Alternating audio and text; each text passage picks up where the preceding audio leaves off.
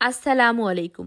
আজ আপনাদেরকে মন ভালো করার মতো একটা জায়গায় নিয়ে যাব, যেখানে গেলে ছোট বড় সবারই শুধু ছবি তুলতে ইচ্ছে করে। ফুলের প্রতি ভালোবাসা নেই এরকম মানুষ খুব কমই পাওয়া যাবে, তাই না বলুন?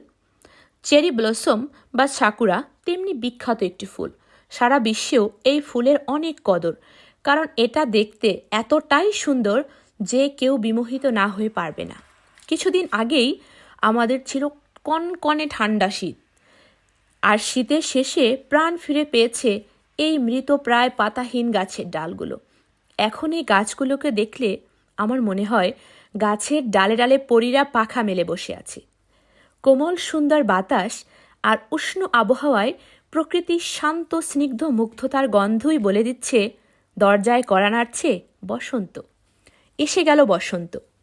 তাই তো বসন্তের আবেশে চলে গেলাম চেরি ব্লসম দেখতে।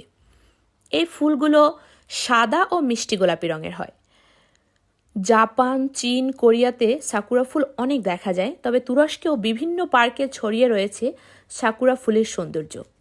প্রত্যেকটা শাখায় ঘন আকারে ফোটা এই ফুলগুলো একটু নাড়াতেই বৃষ্টির মতো ঝরে পড়ছিল। এই মিষ্টি গোলাপি ফুলটার কিন্তু হালকা মিষ্টি একটা গন্ধ আছে, যেটা খুবই ভালো লাগে। মন মাতানো এই মায়াবী ফুল যত বাড়ি দেখি মনে হয় মন ভরে না। গাছের নিচে ছোট ছোট টেবিল চেয়ার পেতে অনেকেই পিকনিক করছেন, কেউ বা গাছের তলায় বসে রং তুলিতে ছবি আঁকছেন। কত সুন্দর একটা পরিবেশ, তাই না?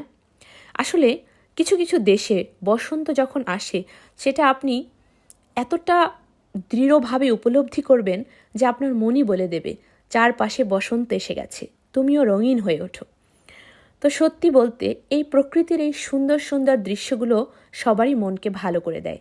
মনে হয় আরও ভালো থাকি, আরও ভালোভাবে দিন কাটাই, এমনই একটা উৎসাহ দেয় জীবনকে। তো এভাবেই সুন্দর একটা দিন কাটালাম চেরি ব্লসমের মাঝখানে বা সাকুরা ফুলের মাঝখানে। আজ তাহলে এ পর্যন্তই, ভালো থাকবেন।